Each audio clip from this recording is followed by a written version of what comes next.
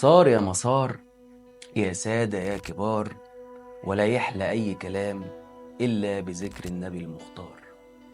في مرة من المرات وفي واحدة من السنوات قاموا الناس على خبر فزعهم.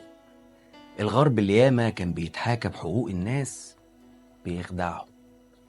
إيده اليمين بالسلام تتمدلك، وبالشمال يدي لعدوك سلاح يقتلك. وأتاري الغرب الشريف ما هو الشريف ولا حاجة. ففاقوا الناس واتفقوا يقطعوا منتجات الخواجة. شركات بتدعم بالمعونة وبالفلوس أحقر نفوس. سوق بضايع فاخر تشتري فيه منتجاتهم وتبيع دم أخوك في الآخر.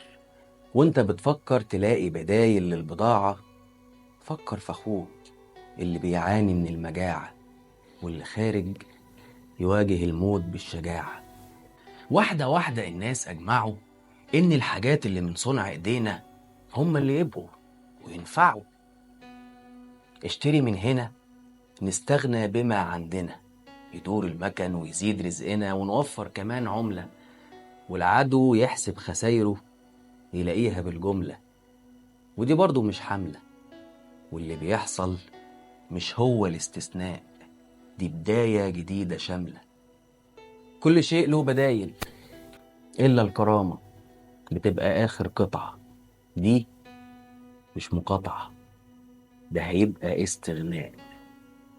وتوتة توتة اصحى وفتح قوم، وهتفهم الحدوتة لما تقوم من النوم.